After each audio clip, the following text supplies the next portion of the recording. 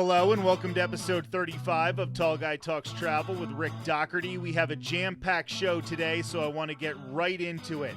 Later in the episode, my wife Courtney will join me to discuss more of the food options at Epcot's Food and Wine Festival. Before that, Marissa from Chicago will be on the show for the first of 3 straight episodes. Today's show is debuting on September 30th of 2021, which means tomorrow officially marks the 50th anniversary of Walt Disney World. Over the next 3 weeks, we will be paying tribute to that anniversary by each of us listing our 50 favorite things about a visit to the most magical place on Earth. Today, we will count down from number 50 to 26. Remember, if you're looking to help the show, I'm an authorized Disney vacation planner, and my services are always 100% free to you. For a free, no-obligation quote, rick@eartotheretravel.com or 727-507-3123. Now I want to start this very busy episode by welcoming our good friend Marissa from Chicago. How are you doing, Marissa? I am doing well, thanks. How are you doing? I am doing excellent. So, here are the general rules. We are doing our 50 favorite things at Walt Disney World in honor of the 50th anniversary of Walt Disney World. We're going to make our announcements in groups of 5, and then if we want to go back and discuss a little more in depth into what we just mentioned, we will do that. But this will keep us from just going back and forth one after the other. I think that would get a little repetitive. So, let's just move right into our list. Marissa, from number 50 to number 46, what do you have? All right. Well, number 50, I'm starting off strong with the Tangled Bathroom Area, a classic. Then 49, I move into Stormalong Bay. 48, I have Living with the Land. 47, I have Space Mountain. And 46, I have the Hubgrass. I am so excited about this episode now, just hearing your first 5. I absolutely love it. Love it.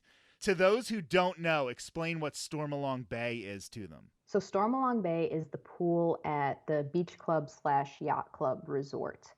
And it's gorgeous and huge, and it's got a sand bottom, and it's really just such a perfect pool to sit and relax.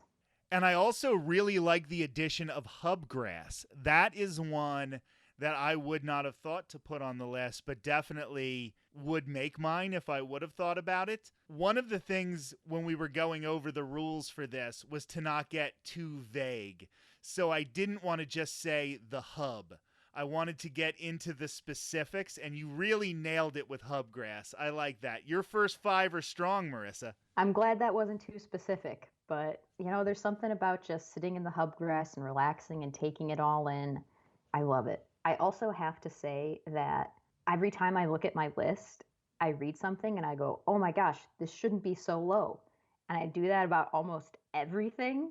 It was really hard ranking 50. 100% agree with what you just said. So I am going to move to my first 5 on the list. Number 50, Walt Disney's Carousel of Progress. Number 49, the beach chairs at Caribbean Beach. Number 48, Ronto Roasters in Star Wars Galaxy's Edge. Number 47, One Man's Dream, the museum and movie that you can get at Disney's Hollywood Studios. And number 46, the partner statue, but not Walt and Mickey Mouse, the Roy Disney and Minnie Mouse statue in Magic Kingdom that pays tribute to Roy Disney, who really had to take the baton after Walt passed away and make sure that Walt Disney World came to fruition. And I love that he gets that recognition there because I think he's sometimes underappreciated in the Disney story. That is a great one, and one that I wish I'd thought of, because you're totally correct on that. And we might have some somewhat tangential items a little further along to what you just said. And one that I'm just going to highlight from that list of 5 are the beach chairs at Caribbean Beach. That is one of my favorite things to do if I'm staying on property. First of all, I do really love Caribbean Beach when it comes to the moderate resorts.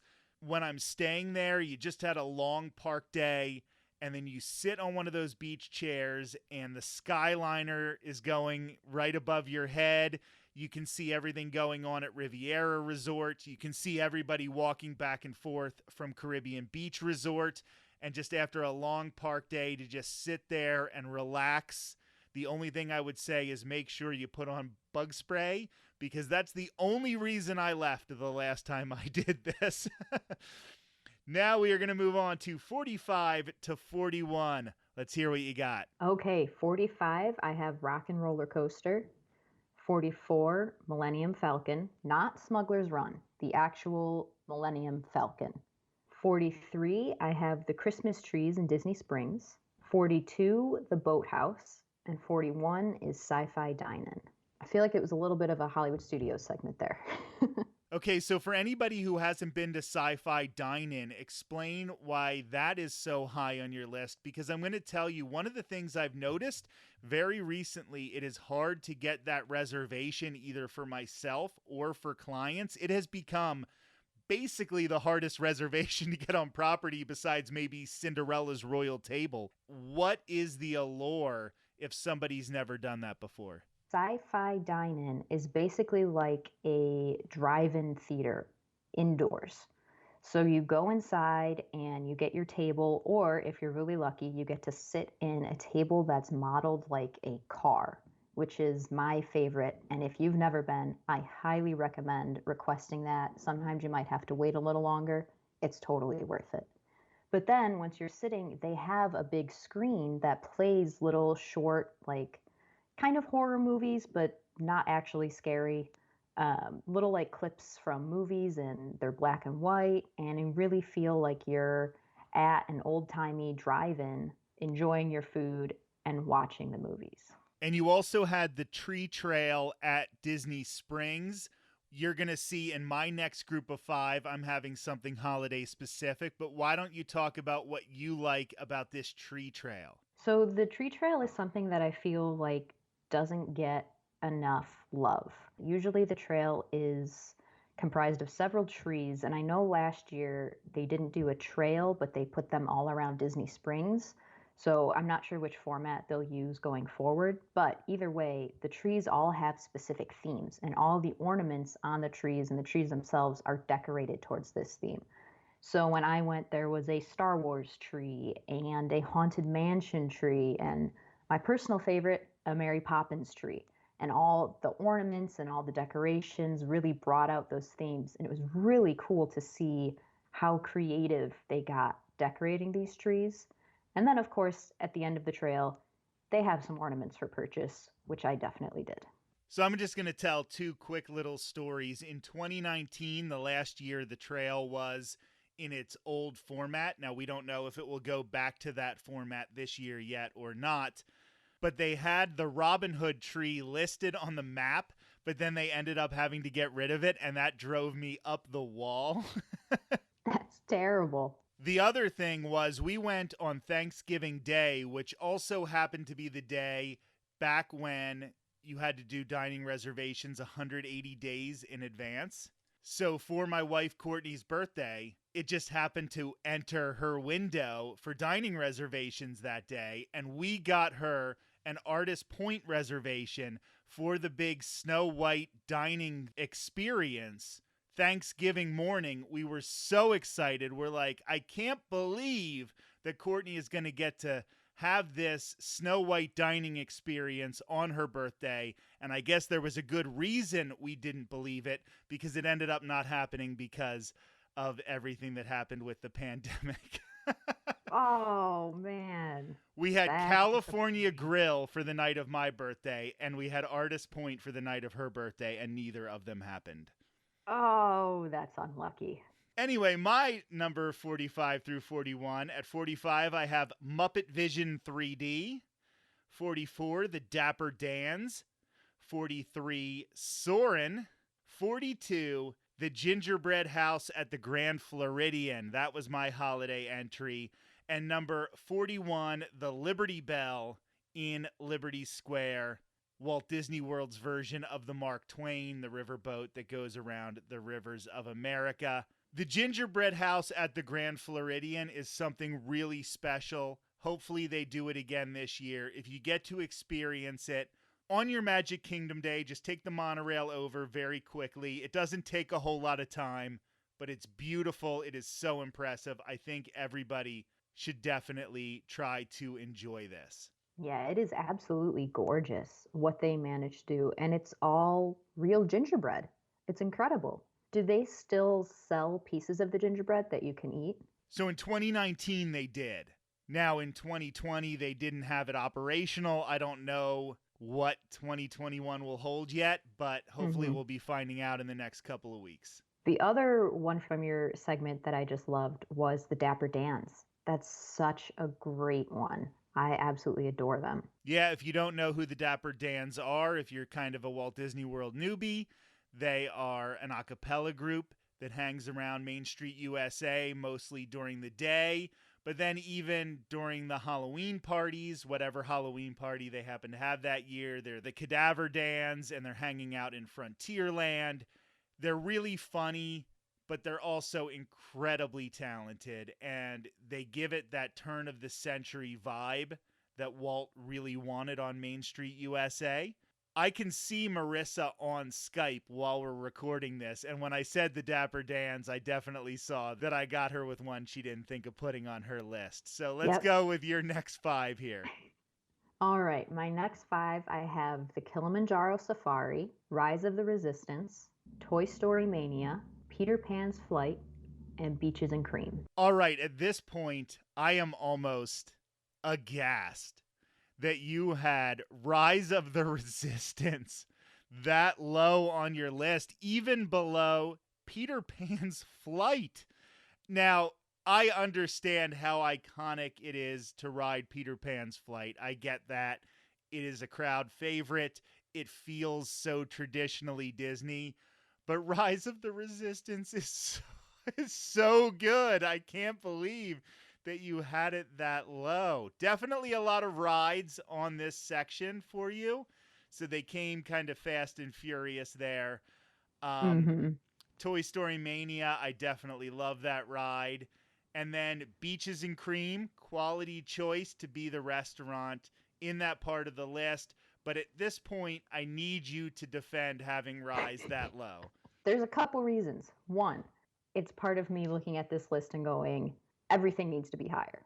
Two, part of it is the hassle with just getting on it. I love the ride. It is such a cool ride, but the hassle of being like, okay, at 7 a.m., I have to be up before 7 a.m. I have to try to get a boarding group. If I don't get a boarding group, then I have to try again at 1. And if I don't do it, I don't have a chance to ride it. Or now, as they're changing it into a standby line, am I going to be spending, 4 hours of my day standing in line trying to ride this ride? Will it be breaking down? How is that going to affect the overall plan of my day? Dining reservations affected by what time your boarding group is. All of that stuff kind of becomes a little bit of a hassle. Also, part of the reason Peter Pan is above it is just the nostalgic value of it. I remember going to Disney as a kid, like my first trip to Disney. My sister and I were big fans of the live action Peter Pan movie. Not the animated Disney one, but the live action one. It had just come out. We loved it. We were obsessed with it. And even getting on that Peter Pan ride that I'll never forget being like 8 years old and feeling like you actually take off and take flight that very first time and hearing the here we go. And there's something about that that just holds a really special place in my heart. That's my defense. And I can also see that when we're talking about the 50th anniversary of Walt Disney World and talking about the things that make Walt Disney World so special, I've been going since I was 5 years old. You've been going since you were at least 8 years old. And Rise of the Resistance has been around for 2 years. So to say that it's that important to the Walt Disney World experience probably isn't accurate, because we loved Walt Disney World way before Rise of the Resistance ever was there. So I can see that perspective as well. That's true. That's a really good point. Also, I feel terrible because I'm recording this in a Star Wars shirt and I have Rise Solo. I'm a hypocrite. All right, so now my 40 through 36. At 40, I have the celebrity handprints at Disney's Hollywood Studios. There's just something really cool that I find about that. Number 39, Avatar Flight of Passage. Number 38, Whispering Canyon Cafe at Disney's Wilderness Lodge. I know Marissa and I both love Disney's Wilderness Lodge, so I'm sure there will be a few things from that resort showing up on the list. Number 37, the train station on Main Street, USA. And number 36, Satuli Canteen, also in Pandora, the world of Avatar. The handprints is such a great one. That's such a cool aspect of Hollywood Studios that kind of goes back to the original nature of the park. It really does, and I think there are a few things that I really, really love about those handprints. Some of them are just funny to me, and some of them really, like you said, get to that original purpose of Disney's Hollywood Studios back when it was MGM Studios. A couple things that are important to me. Dick Van Dyke is there. I know, Marissa, you love Mary Poppins. I love Mary Poppins as well. Dick Van Dyke, absolute legend. One of my all-time heroes is Alan Alda. People who know him from MASH, playing Hawkeye Pierce on MASH. He has his hand and nose print for some reason. He decided to put his nose in there, and he's not really associated with Disney, so it's kind of cool to have this. I mean, now Disney owns MASH because they own basically everything, but back when he did it, he wasn't associated with Disney, so it's just kind of cool to have that little thing there. And then the two that I think are hilarious are celebrities that I really, really like. One of them is that they have Billy Joel, but he's signed with Christy Brinkley. So he is forever immortalized with his ex-wife in concrete at Disney's Hollywood Studios. And the other one, and I hope this doesn't get this person in trouble and get this taken out. There are a lot of things that Disney has removed for sensitivity reasons. Maybe they're going to be removing them in the future. And most of them I agree with 100%. I cannot believe they still, right as you walk into Mickey and Minnie's Runaway Railway, if you look at your feet, they have Tiger Blood Charlie Sheen's signature right there. I'm like, how did that guy not at some point have his signature taken out of Disney's Hollywood Studios? Maybe not now. Like, now he seems to kind of have it all together again. But back in 2009 or 2011 or whenever that was happening, nobody was like, maybe this guy isn't living the most family-friendly Disney life of anybody. But I just think it's hilarious that Charlie Sheen is still there. Oh, that's great. And right at the entrance, too. That's really funny. Other thing you mentioned that I would love to hear more about is Whispering Canyon Cafe, because I love Wilderness Lodge too, so any chance, talk more about it. What do you love so much about Whispering Canyon? So anybody who doesn't know, Whispering Canyon Cafe is an all-you-care-to-enjoy family-style restaurant right in the lobby of Wilderness Lodge. The lobby at Wilderness Lodge is so incredible, it was almost going to be one of the things I put on my list, but I decided instead of just putting the lobby, I would put Whispering Canyon. The food is really, really good. Now, they definitely specialize in a lot of meat products, but even as a vegetarian, they have a vegetarian platter that is just off the charts good. The atmosphere can't be topped. Being in the lobby of Wilderness Lodge, waiting for your table to be called while you're sitting there enjoying the big fireplace, enjoying all the decorations. The last time I went, it was actually on Christmas Day. So the big tree was there in the middle of the lobby. We were checking out all the different animals on the tree. The service is always incredible. The food is top notch. I can't say enough about Whispering Canyon Cafe. I always recommend it to clients who are looking to have a big meal that's not in one of the parks. Maybe on your off day, this is a chance to make a reservation and check out a resort. Maybe you're not staying at Wilderness Lodge. So this gives you the excuse to make your way over there, have a great meal, not be in a theme park, not be bloated down while you're walking through that theme park. I really love this restaurant. Can't say enough about it. Totally, totally agree. And if you have the chance to go over and check out Wilderness Lodge, it's always worth it, especially during the Christmas season when they have that tree up. It's just beyond magical. All right, 35 to 31. So 35, I have the Monorail. 34, I have Hollywood Brown Derby Lounge. 33, I have One Man's Dream. 32, I have the Canada Pavilion. And 31, I have the ferry boats. So you have some things on there that maybe are either ones that I already mentioned, like One Man's Dream, or ones that I have coming up in just a little bit. Why don't you tell me first about why you have Hollywood Brown Derby on there?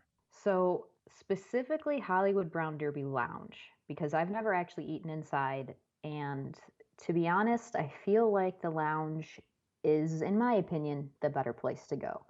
I love sitting at those outdoor tables and being able to watch Hollywood studios go by as you eat, as you enjoy your food. They have fabulous food. Their Cobb salad is excellent, and their grapefruit cake is honestly something I think about far too much. I wish I could get that delivered to my house in Illinois. It is that good. It's definitely a great place to, in the middle of your day, take a break, have a lighter meal that isn't as much traditional theme park food, and then feel recharged for the rest of your day. I'm glad you specified that it was Hollywood Brown Derby Lounge. I didn't catch that the first time you said it, because I'm definitely going to be talking about Hollywood Brown Derby in a little bit. So we'll be talking about that Cobb salad and grapefruit cake at some point later in the list. I'm going to move on to my 35 to 31 because we actually have one that's falling basically in the same spot generally. So number 35, I have celebration buttons. Number 34, I have that they have Coca-Cola products. And I'll go a little more into that in just a minute. Number 33, I have the Monorail, which you had in your group of 5. It would be higher for sentimental reasons, but the frustration of the Monorail as an adult and how much I didn't realize it was a pain in the backside when I was a kid has sort of moved it down on the list. Number 32, I have Expedition Everest. Number 31, Hall of Presidents. So I'm going to go back to 34 for just a second, Coca-Cola products. Yes, I love Coca-Cola products, so that plays a big part in it. But I also think that Coca-Cola is so iconic and is so associated with Americana. If they went with a different soda company in Walt Disney World, it wouldn't hit right. It has to be Coca-Cola on Main Street, USA. So that's kind of why I have that, even though it seems like a silly one. No, that's actually a really fantastic one, especially when you say, Main Street USA and the Americana of a Coca-Cola product. The idea of sitting somewhere on Main Street USA and drinking that Coke, and obviously it's Disney, so it won't be that glass bottle, but like that imagery is still there and that feeling is still there. So I totally understand that. And I just wanted to mention Hall of Presidents for a very quick second, because having recently spent an entire week at Disneyland and knowing that Great Moments with Mr. Lincoln was all Walt could get done at the time, but he really wanted this Hall of Presidents, and knowing that that finally came to fruition just a few years after he passed, I felt like it had to be here on the list. What do you have? The last 5 we're going to do on this episode, number 30 to 26. All right, let's finish out strong. So 30, I have the Animal Trails at Animal Kingdom. 29, I have Festival of the Lion King. 28, I have the Founders statue, so Walt and Mickey instead of Roy and Minnie. 27, I have Hidden Mickeys. And 26, Parades and Cavalcades. I love Hidden Mickeys. That is a very, very good addition to the list. Can't believe I didn't think of it. Man, that was a good one. I know that you have the trails at Disney's Animal Kingdom because Everybody should know Marissa absolutely loves Animal Kingdom, and that is one of the things they do so very, very well. I think you really did finish out strong there. Thank you. Yeah, I just want to talk about the hidden Mickeys for a little bit because I do think that's a really fun thing. And I do think they're pretty well known. People know to look for the Mickeys, but that's such a fun, creative, and interactive element of the parks. That's such a small detail that the Imagineers didn't have to do. It would be so easy for them not to do it because it doesn't add really anything in depth to the park. But the fact that they add them and you can look for them and find them and try to see if you find all of them, or each visit you go, oh my gosh, I never noticed that one before. It's such a great little detail that can become a much bigger memory as a part of your visit. Jeff, who's on the show every once in a while, every time we ride a ride together for the first time in the parks, he'll turn to me and go, do you know of any hidden Mickeys I don't know on this one? So it does become something for people like Marissa, like Jeff, like myself, who ride these rides over and over again and experience these things over and over again. Sometimes you find that hidden Mickey on the place setting in Haunted Mansion when you're riding Haunted Mansion for the 100th time, and it makes something that you've done so many times seem new and original for the first time. No, it is a great addition to the list, Marissa. You really, really nailed it with that one. Thank you. So what are your last 5? Number 30, I have the lobby at the Polynesian. Number 29, I have the animation experience at Disney's Animal Kingdom, where an artist will help you draw a famous Disney character. Number 28, one that you had a little earlier on the list, is the Millennium Falcon. And just like you, it's not Millennium Falcon Smuggler's Run. It's Millennium Falcon as the photo opportunity in Star Wars Galaxy's Edge. Number 27, this is not the ride. This is not the pavilion. This is very specifically the character of Figment. Created for Epcot, was basically the only character at Epcot when it first opened, and it used to have a much, much better ride than it has now, but we'll get into that at some point in the future, I'm sure. And number 26, the Voices of Liberty, the a cappella group in Epcot, normally at the American Adventure. Right now they're at the American Gardens Theater, but whenever you get a chance to see the Voices of Liberty, they're so incredibly talented. It is absolutely wonderful. Voices of Liberty is such a great one. It's interesting because you have both them and the Dapper Dance on your list. I love that. So there you have the first 25 of our favorite things at Walt Disney World. Marissa and I will continue the countdown next Thursday. Thanks for joining me, friend. Thank you. Thanks for having me. We will now move the conversation to something happening right now at Walt Disney World. My wife, Courtney, is going to join me for this segment. Thanks for being here, Court. Absolutely. So recently I made another trip to Epcot for the Food and Wine Festival, and this was actually Courtney's first time at the festival in 2021. So we're going to have a lot of items to talk about, a lot of food to discuss in this episode. First of all, Courtney, especially compared to last year when everything was so limited and it was just such a different vibe, Food and Wine Festival was the first festival when the parks reopened in July of 2020. How do you feel the vibe was? Was it feeling more like a normal Food and Wine back in 2018, 2019, or was it feeling differently altogether? I would say I think that it was feeling like kind of the old Food and Wine that we know and love. Definitely a lot of energy, excitement, a ton of different options. So many that, we could only just do so many at a time, just a few at a time, and we definitely want to go back and experience the ones that we didn't get to. A very full menu, lots of excitement. So let's just get right to the food. We're going to talk about the Australia booth first. It is near Port of Entry. Courtney got the grilled sweet and spicy bushberry shrimp with pineapple, pepper, onion, and snap peas.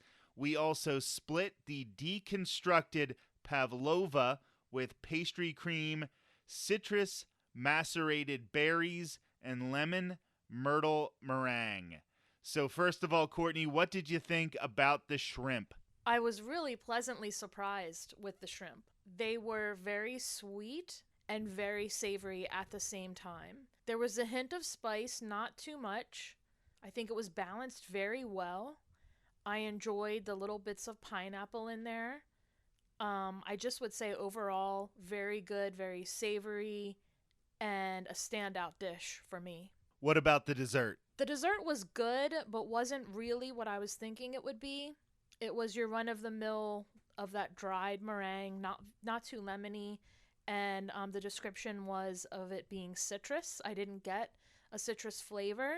However, the cream was good, refreshing. The fruit was refreshing. It was just kind of I don't want to say a throwaway dish, but something that didn't stand out to me. I will tell you, of all the pictures I've been posting on social media of items that we got at Food and Wine, the biggest reaction we've gotten is to that dish for some reason. It is very pretty. It's very Instagrammable.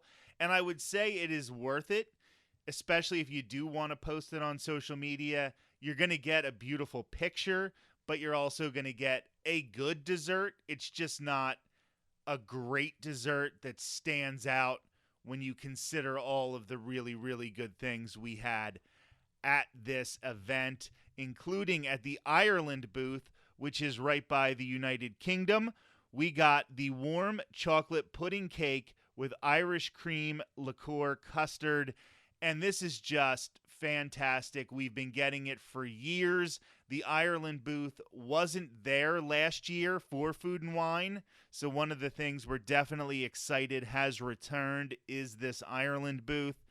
And because I'm a vegetarian, I can't get the other two food items at the Ireland booth, so this is the one that I end up getting every time, and I really do love it. The cake is very brownie-esque, but it's almost like it just came out of the oven.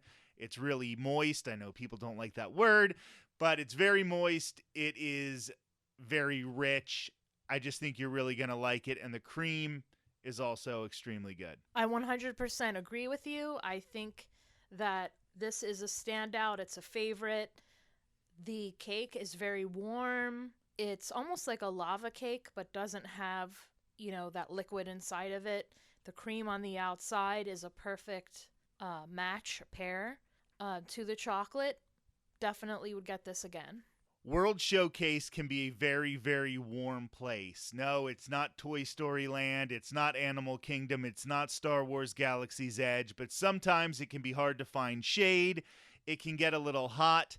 It's nice to slip into the Canada Theater at the Canada Pavilion and check out the Appleseed Orchard booth. So I wrote down Courtney's order and she asked me about something else, so I had a whole bunch of stuff typed into my phone in the notepad. I was just supposed to pick up the apple crumble tart and the cinnamon apple cider non-alcoholic drink, but when I got back to where Courtney had our spot saved, I also had the frozen apple pie non-alcoholic drink, so I don't know if they intentionally just gave us a free drink, if I made a mistake somewhere. There was a free drink that somehow made it into my section that I didn't even realize was ordered. But because of that, we got 3 items. I will say the apple crumble tart was basically just apple pie. It was good, but it wasn't great. It was a nice little snack to have in the air conditioning, but I wouldn't go out of my way to order this. When it comes to the frozen apple pie drink, it is non-alcoholic, and I would say it was really good. It was sweet. It was more like a candy apple, but there were some fresh chunks of apple in the drink and some pie crust crumbles on top as well. It's really good. You're going to want to use a spoon to drink it, but I liked it a lot. I had a taste of it as well. I thought it was something a bit unique, definitely refreshing, definitely needed in the heat. And then the apple cider was kind of a little surprise. It was a little bit bubbly, definitely had a nice cinnamon flavor, and a light enough, not too sweet apple flavor.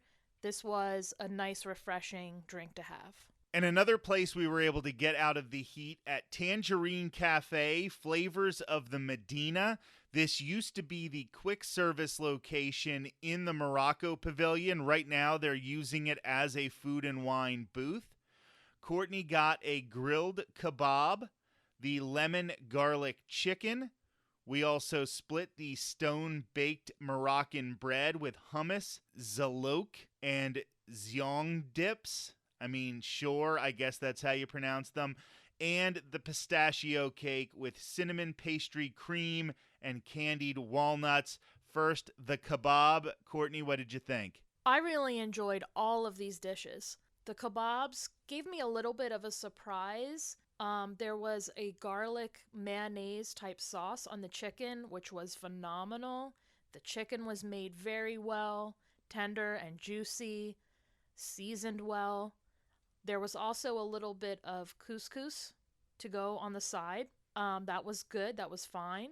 And there was a little side of a cucumber, tomato, onion salad. This was a great pairing. It was definitely refreshing. I liked this whole dish. In a past episode of the podcast, Jeff, who runs the blog Magical Pursuit, we discussed the stone-baked Moroccan bread, which is like a bread service a la Sanaa or Tiffin's. Obviously, it is not as in-depth as those. This is a very, very small portion with only 3 dips, but it's really good. The bread was super hot when they gave it to me, burned my hands as I tried to rip it up to use it to dip into the dips. It's really good. I would definitely recommend it. Now, the pistachio cake I also discussed with Jeff, but this was Courtney's first time having it, so I want to hear what she had to say. I absolutely loved it. I think it's a bit of a unique cake, but nothing too out there that not everyone, everyone could enjoy it. If you like nuts, there was a layer of kind of icing in the middle. I think like a cinnamon, a nutmeg, maybe cardamom, some nuts in there, the pistachio flavor. The cake was great. It wasn't overly sweet at all. This would be something I would highly, highly recommend. And then over to the Rotunda Bistro at the American Adventure. I've talked about this item before as well, with the possible exception of something we're going to be discussing in just a little bit. I would say the wild mushroom and truffle tart has been my new standout at Food and Wine Festival. It doesn't sound like it would be all that good, but it's really good. Courtney, did it live up to the hype? I have been hyping it to you since I had it the first time. Yeah, it definitely did. You have to be a mushroom fan, really. You have a flaky crust, a nice little buttery type cream to go on top, balanced perfectly. I really enjoyed this. So just in case you're taking notes, that's the wild mushroom and truffle tart at the Rotunda Bistro. Also at the Rotunda Bistro, the grilled crab and avocado parfait with caviar. Obviously, I didn't have this one. Courtney, describe it to everyone. Basically, you just think of fresh lump crab, chilled, on top of a chilled, creamy avocado. A light flavor. There were some pieces of green pepper and red pepper that gave it just a hint of a tiny bit of spice and a little bit of that flavor added to a crab flavor, a nice light crab flavor. And the creaminess of the avocado was just great. I personally love avocado.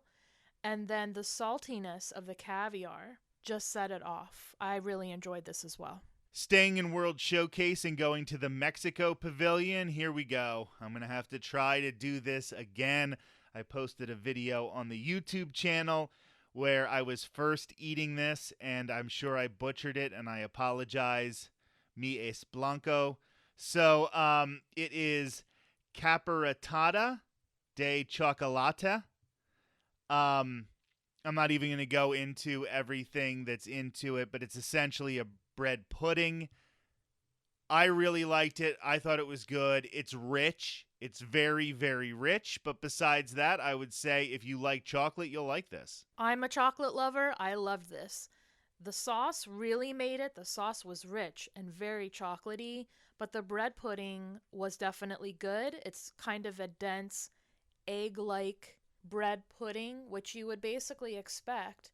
And then the chocolate sauce was just great. We are going to wrap things up today talking about the Mac and Eats booth near Mission Space. I think this was, without a doubt, the best booth we experienced on the day. We got 3 different items, and they were all vegetarian. They weren't all vegan, but they were all vegetarian, and they were all just basically perfect.